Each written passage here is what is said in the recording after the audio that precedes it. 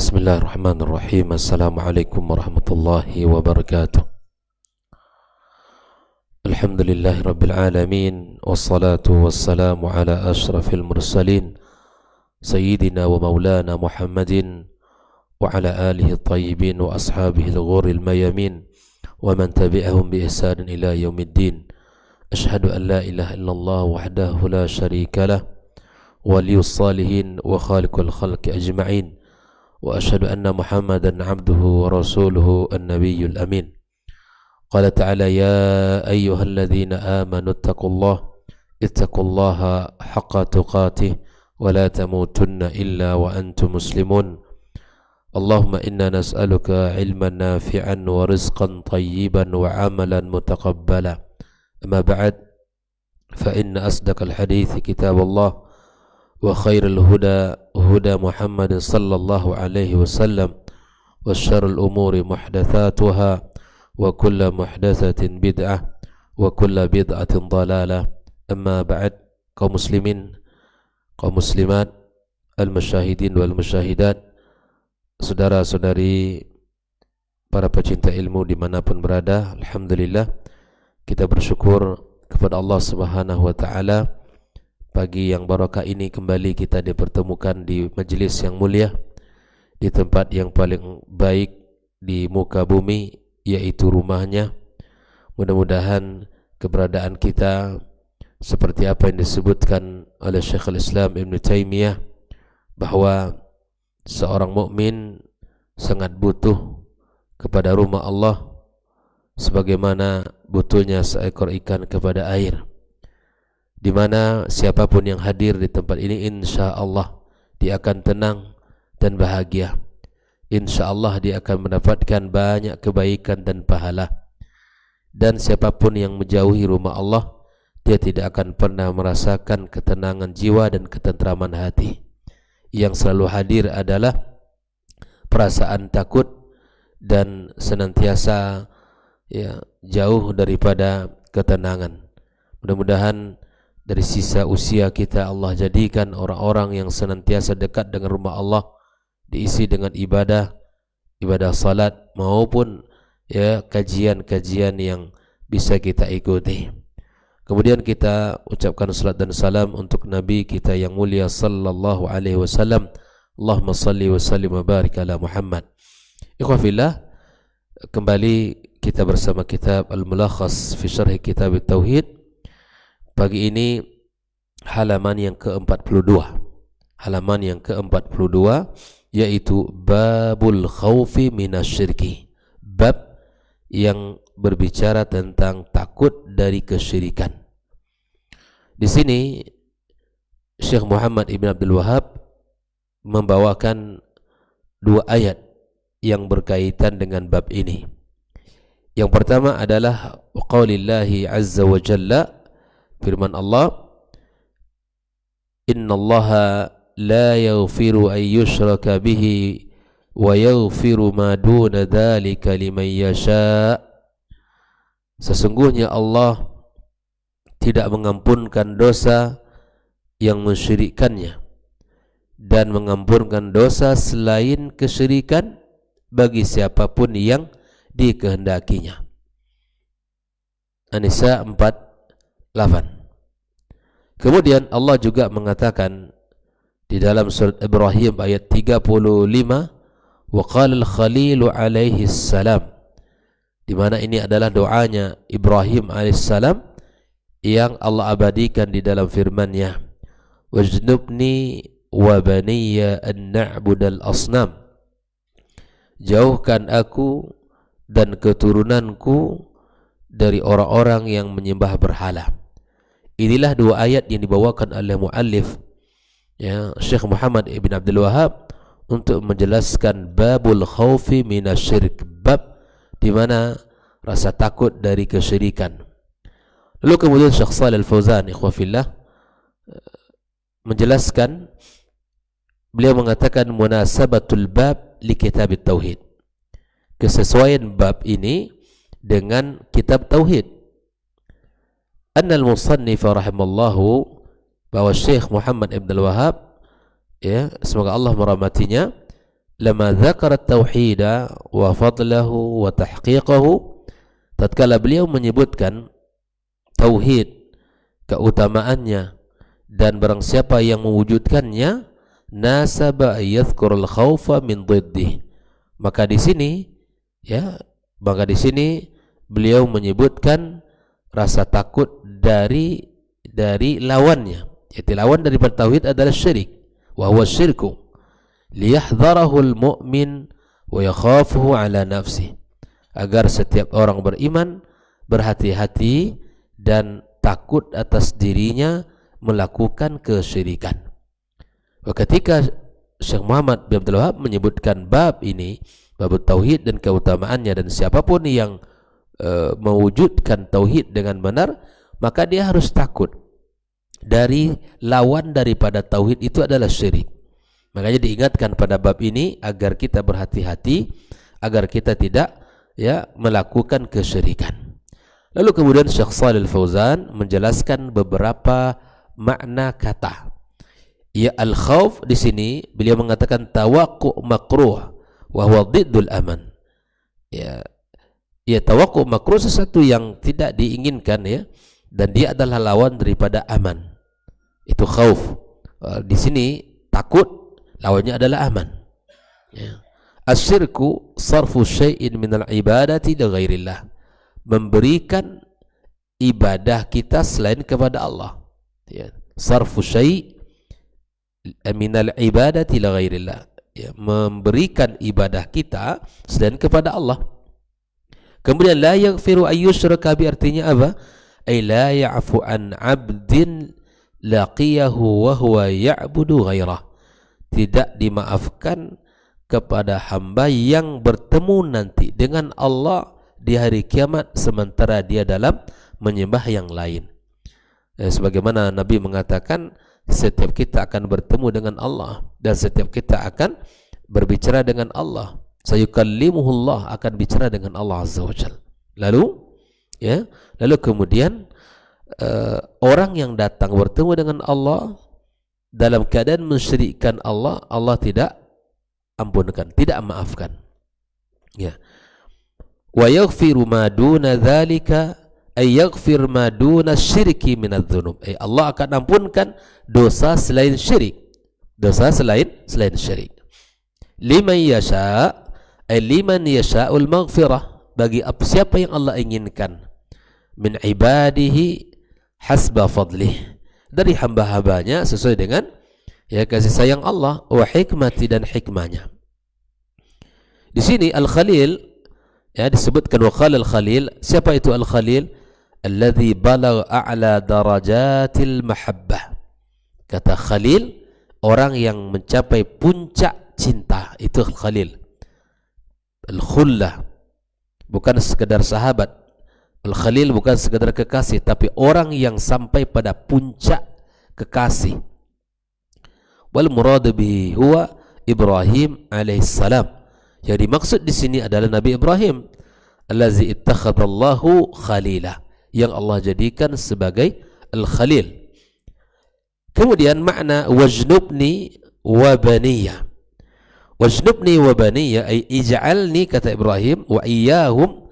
Ibrahim berkata, jadikan saya dan mereka, anak keturunan saya, fi janibin wahizin ba'idin an dzalik. Jadikan kami semua selamat dari kesyirikan itu. Al-asnam jam'u sanam. Al-asnam jam'u sanam. Wa ma kana manhutan ala suratil bashar aw ala suratin ay hayawan. Yaitu sanam, bahasa kitanya berhala, yang dipahat berupa bentuk manusia atau bentuk binatang. Itu sanam. Apapun namanya, maka itu sanam. Nah, inilah beberapa kosakata yang telah dijelaskan oleh Syekh Shalih Al-Fauzan. Lalu kemudian beliau mengatakan al-ma'na al-ijmali lil ayatil ula, makna global dari ayat pertama An-Nisa, yaitu anna Allah subhanahu yukhbiru khabaran muakkada, sesungguhnya Allah memberikan kabar yang kuat, annahu la yaghfir, sesungguhnya Allah tidak mengampuni, li'abdin laqiyahu, bagi hamba yang berjumpanya, wa musyrikun bih, sementara dia musyrikkan Allah, liyuhadziruna minasyiriki, agar mengingatkan kita dari kesyirikan. Allah mengabarkan berita yang dikuatkan, innallaha, yang ditakkid bahwa dia tidak akan mengampunkan hamba yang berjumpa dengannya yang dalam kesyirikan. Agar kita berhati-hati mengambil sikap tidak bermudah untuk melakukan kesyirikan. Wa annahu yaghfiru ma duna syirki minaz dzunub, dan Allah juga kabarkan bahwa dia akan mengampunkan dosa selain dosa syirik. Liman yasha, dan ini tentu ini adalah hal yang perlu diingat, sehingga siapapun yang bermaksiat selain dosa syirik, maka dia jangan bahagia dulu, jangan senang dulu, karena yang mendapatkan ampunan liman yasha, yang dikehendaki Allah, sebagai bentuk tafaddulan wa ihsanan, sebagai bentuk tafaddulan dan ihsan Allah kepadanya. Li'alla taqnutu min rahmatillah, agar kalian jangan putus asa dari rahmat Allah Subhanahu wa taala. Inilah makna global dari ayat yang pertama. Al-ma'na al-ijmali lil ayati tsaniyati, makna global daripada ayat yang kedua, anna Ibrahim al-Khalil alaihi salatu wassalam, bahwa Ibrahim alaihi salatu wassalam yad'u rabbahu azza wa jalla, berdoa kepada Rabbnya, ayaj'alahu huwa, agar Allah jadikan dirinya, wa banihi, dan keturunannya, fi janibin ba'idin an ibadatil asnam, dijauhkan dari orang-orang yang menyembah berhala. Ini luar biasa ikhwafillah, doa seorang nabi yang digelar dengan Khalil. Dia mendahulukan urutan pertama di dalam berdoa apa? Meminta agar Allah jauhkan dia dan keluarganya dari kesyirikan. Ini pelajaran mahal kita dalam berdoa kepada Allah Azza wa Jalla. Apa konten doa kita yang selalu kita baca, yang selalu kita minta, yang selalu kita mohonkan kepada Allah Azza wa Jalla? Apakah kenikmatan berupa kesehatan, berupa harta dan keturunan? Pernahkah terlintas bagi kita bahwa jauhnya seseorang dari kesyirikan itu adalah nikmat yang paling agung, nikmat yang paling besar? Tidak ada gunanya orang yang bergelimang dengan harta, dengan kekayaan, dengan jabatan, ketenaran, tapi bergelimang dengan kesyirikan. Di mata Allah itu semuanya adalah tidak ada nilainya. Tetapi apabila manusia bertauhid, berakidah yang benar, tidak mensyirikkan Allah dengan satu apapun, walaupun dalam kehidupannya biasa saja,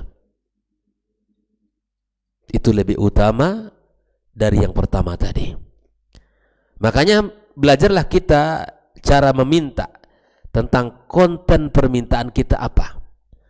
Ibrahim kalau kita urut doanya ini sampai ke belakang, barulah nanti terakhir dia minta tentang rezeki. Barulah dia minta tentang rezeki. Yang pertama diminta apa? Agar Allah jadikan negeri Mekah itu adalah aman. Dan aman yang kedua adalah diselamatkan dari kesyirikan. Ini yang paling pokok dalam permintaan kita, untuk kita dan anak kita. Karena ini adalah kezaliman yang paling besar, kebencian yang paling buruk yang tidak disukai oleh Allah, kesyirikan. Belajar kita dari Ibrahim alaihissalam untuk meminta apa yang mesti kita minta kepada Allah Azza wa Jalla. Oleh itu, ikhwafillah, mari kita lihat Ibrahim, seorang Khalilur Rahman, mendahulukan permintaan agar Allah jadikan dia dan keluarganya selamat dari kesyirikan. Wa ayyuba'ida bainahu wa banihi, ya, wa ayyuba'ida bainahu, ya, wa baniha, ya, li'anna al-fitnata biha 'azimatun wa la ya'man al-wuqu'a fiha. Kenapa? Karena berhala itu perkaranya besar. Tidak satu orang pun yang mendapatkan jaminan tidak terseret olehnya. Berhala-berhala hari ini ya maka harus kita ya jauhi apapun jenis dan bentuknya. Inilah makna global ayat yang pertama. Makna global ayat yang kedua, munasabatul ayataini lil bab. Setelah menjelaskan dua ayat secara global, lalu Syekh Shalih Al-Fauzan menyebutkan kesesuaian dua ayat ini pada bab yang ingin dijelaskan. Kalau tadi adalah kesesuaian dua ayat tentang kesesuaian bab tentang kitab tauhid, dan ini adalah kesesuaian dua ayat tentang bab yang dibawakan. Itu bab takut dari kesyirikan.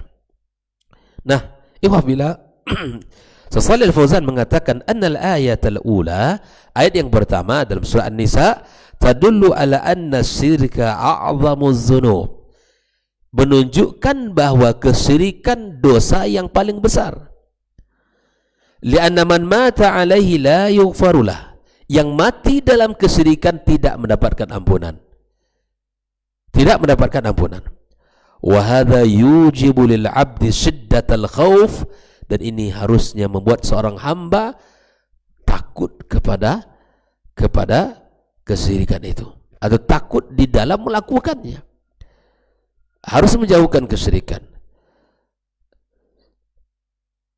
Wa hadza yujibu lil 'abdi shiddatal khauf min hadha adh-dhanb alladhi hadha sya'nuh. Wal ayatu tsaniyatu, ayat yang kedua, ayat Ibrahim, surat Ibrahim, tadullu ala anna Ibrahim khafa syirka ala nafsi, bahwa Ibrahim takut syirik kepada atas dirinya. Wa da'allah ayyu'afiyahu min, agar Allah jauhkan dia. Fama dhannu bi ghairihi, Ibrahim saja takut atas kesyirikan, apalagi kita. Dia yang mendapatkan gelar Khalilur Rahman, Abul Anbiya, takut dari kesyirikan, apalagi kita. Sepantasnya kita lebih takut. Manusia yang paling dekat dengan Allah saja takut, apalagi kita yang tidak ada jaminan. Tidak ada jaminan Khalil, tidak jaminan surga, tidak ada jaminan apa-apa.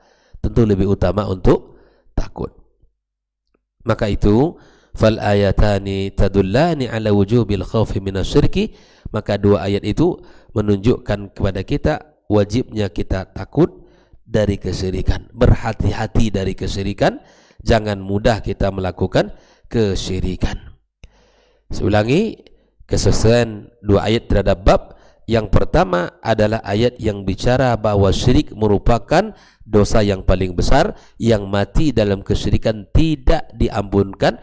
Maka oleh karena itu kita harus berhati-hati dan takut dari melakukan kesyirikan. Yang kedua, Ibrahim alaihissalam ya berdoa kepada Allah agar dijauhkan dia dan keluarganya dari kesyirikan, karena kesyirikan itu adalah ya dosa besar dan tidak ada satupun yang selamat, jaminan selamat darinya.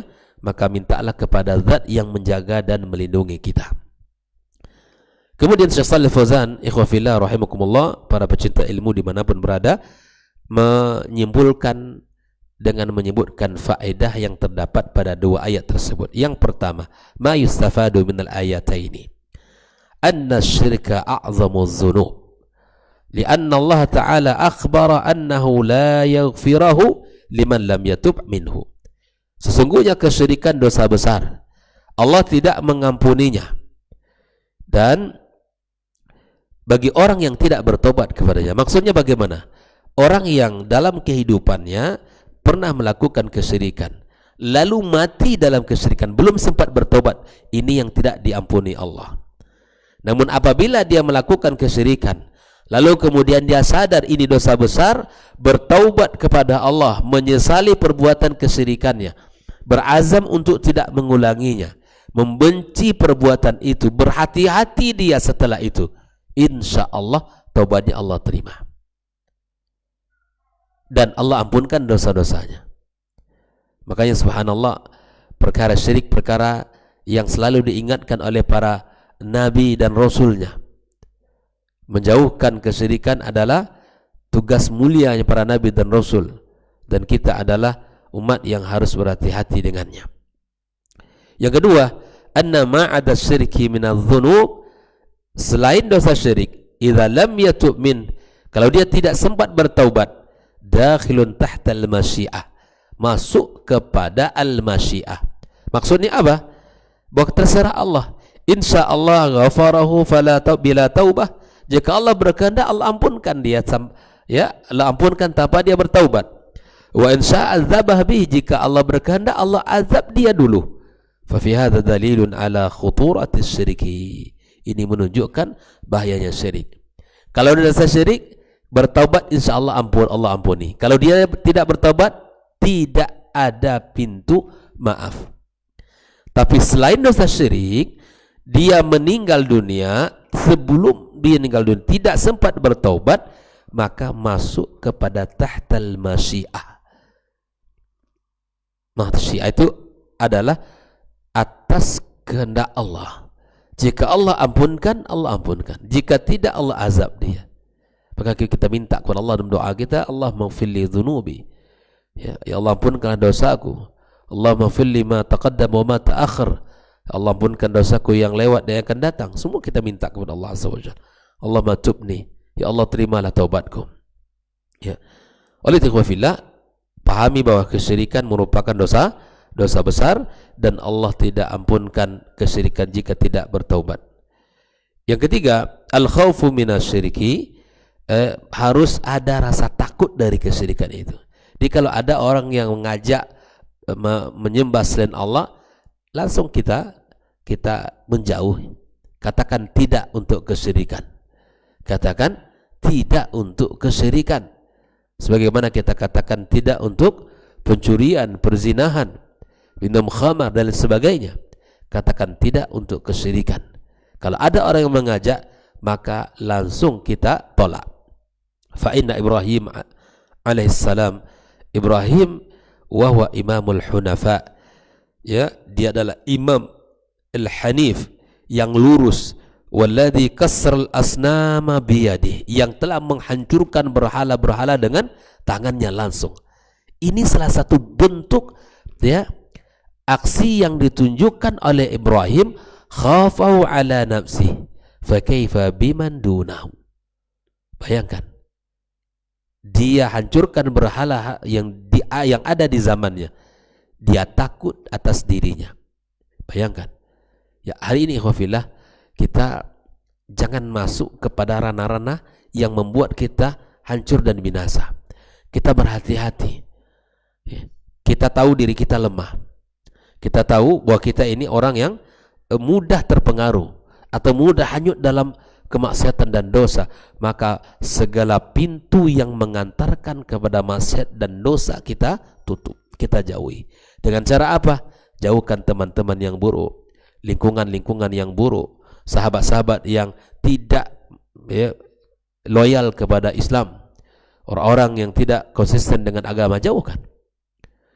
Ya, kita mencari lingkungan yang baik, kita cari tempat yang baik, kita cari orang-orang yang saleh. Insya Allah dengan begitu kita akan selamat, karena kita tahu diri kita lemah.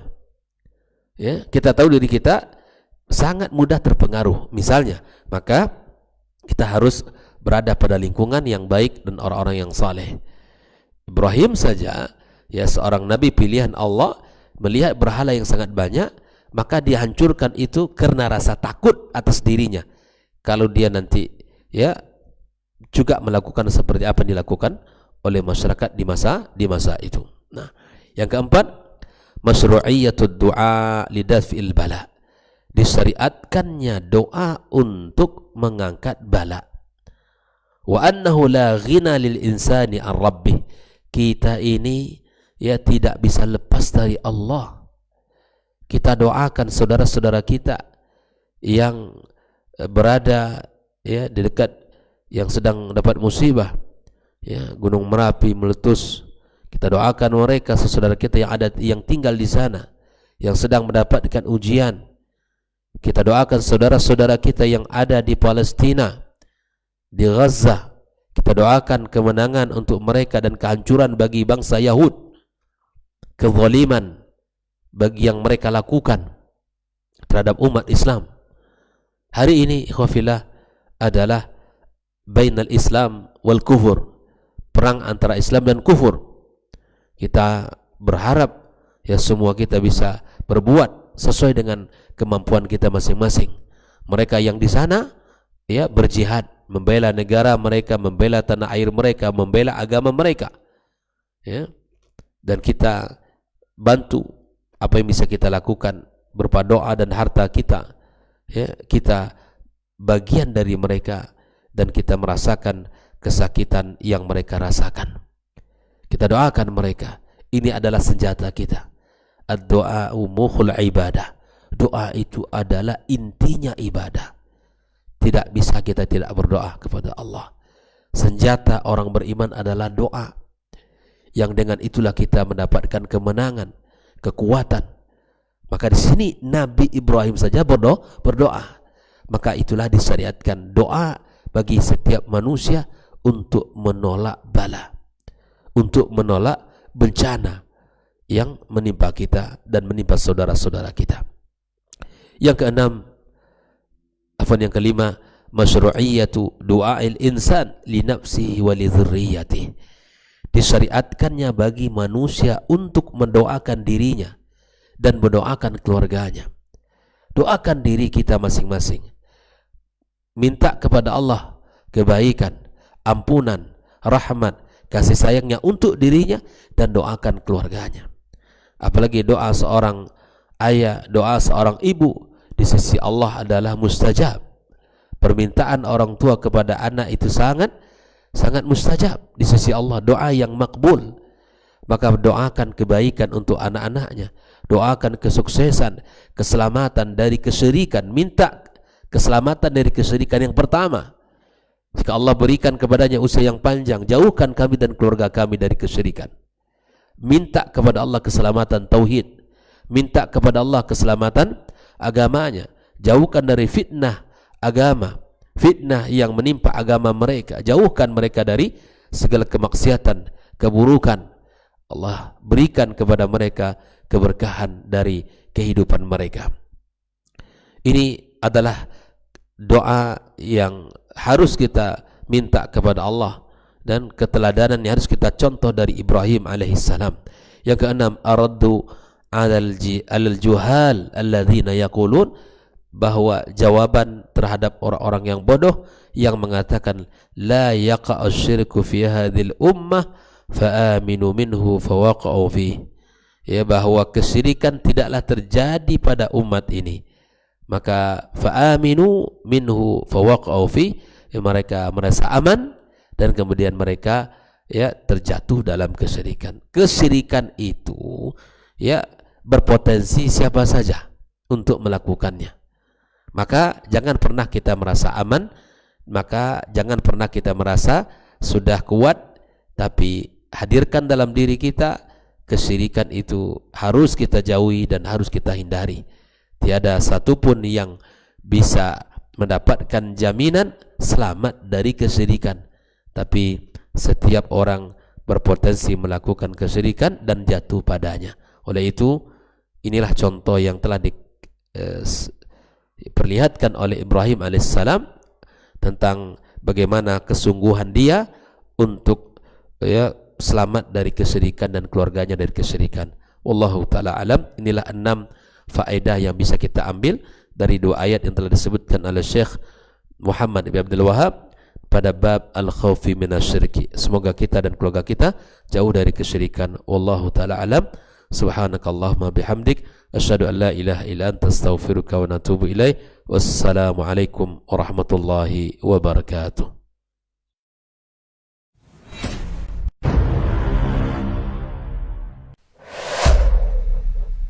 Dunia dan seisinya ini bagi Allah tak sama nilainya dengan sebelah sayap lalat. Barang siapa yang beramal untuk akhiratnya, Allah akan cukupkan bukan baginya urusan dunia. Sayati zamanun 'alan nasi as-sabiru fihim qalqabit al-jamarah. Akan ada satu masa di akhir zaman yang berpegang teguh dengan agamanya seperti orang yang sedang memegang bara